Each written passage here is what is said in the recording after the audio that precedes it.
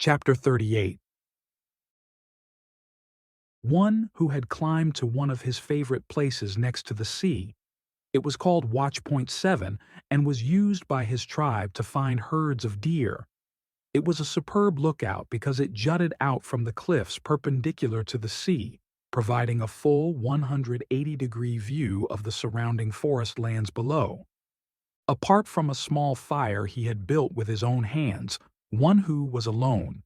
He sought to reflect on all of the things that had befallen his life over the past week. He wanted to sort out the things that weighed on him and release them into the forest below and stars above. He wanted to make room for the good things to emerge in his mind so he could send prayers of thankfulness. As he was praying, he felt a sudden wind on his face and an accompanying sound of flapping wings. And then the ground beneath him shook a little as obsidian settled into the space around him, avoiding his fire out of courtesy. "You're not an easy person to find," Obsidian observed, folding his wings in and resting his eyes on One who. One who remained quiet like a person who had nothing to say. The two creatures, under a black sky, on a small precipice overlooking a blackness below and above, accompanied by only a small fire, remained quiet. There was no sound to be heard. The sea was calm. The winds, too. The crackling of the fire was like soft music playing a percussive beat. One who stared into his fire. "What more do you want, Obsidian? Haven't you already taken everything?" "You know I did this whole thing with the Queen because you all agreed it was the right path to avert war. I did what everyone asked me to do. I even tried to kill her but failed. And after doing everything you asked me to do, now that it's done, everyone is upset with me. Everyone wants a different outcome, as if I alone am to blame." "I'm not blaming you," One who said, looking up into Obsidian's eyes that painted the fire upon a golden canvas. "I'm simply trying to understand how our supposed peace will serve my tribe. And when I try to understand this, all I see is an enemy who has taken my wife, my new and powerful friends, and has the beginnings of an empire of which my little tribe will need to somehow live within or be exterminated." He placed his hands on his knees and sighed. "I am old. I was not raised to be a warrior, but my warriors are angry with me, believing I have been duped by all of these new friends. That peace is not possible, and I am a fool for believing it is. They will listen to me, but for how long? There are already strains in my tribe.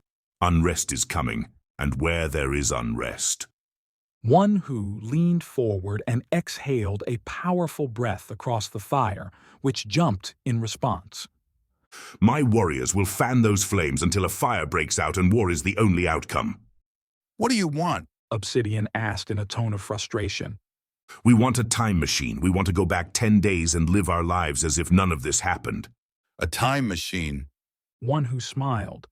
"Maybe I'm too much of an idealist, but I thought if one lived a good life would be their reward. I lived a good life.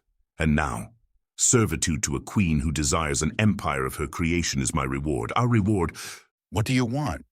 "I want peace, but I want an equitable peace.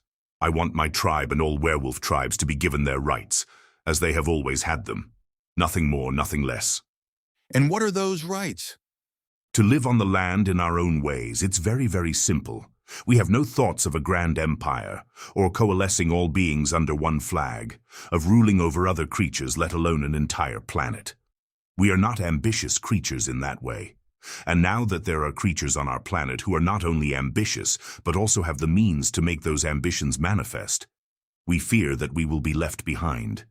And once we are behind, we will forever be behind." One who paused, stoking the fire with a stick. "And stragglers are always the first to be killed. Do you understand me?" Obsidian nodded slowly. "Can you articulate the rights you want to preserve?" "I just did, to live on the land in our own ways." "But what does it mean?" One who cocked his head in surprise, finding that his words had somehow not conveyed their intended meaning.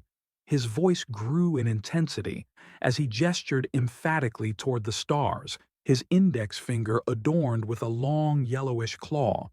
No intervention from a queen who has a master plan to reform this planet in her own image. If she wants to reform the sea or her little island, so be it, but keep off our lands. And never, ever tell us how to live upon our lands. If she does, my warriors will rebel, and their rebellion will be swift and lethal.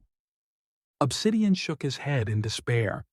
You don't want to change, I understand. Yet change is all I can offer you. I can't make a time machine. I can't make promises that the sea dragons will leave the land to you. I can't promise that the changes that are coming will be in your favor. All I can promise is that I will do everything I can to keep the werewolves' needs in mind as these changes unfold. That's all I can do.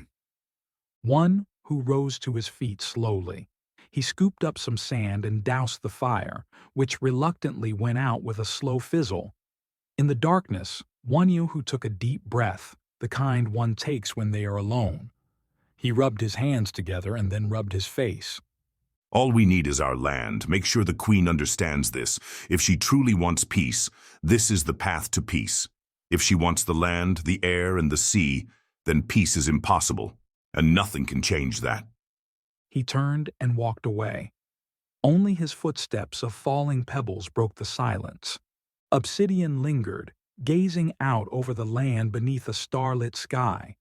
He knew he needed to fly to the island to make announcements of solidarity and peace, but these seemed like a mirage to him. A part of him wanted to stay right where he was. Another part, the larger part of him, yearned for a time machine to return him to his family.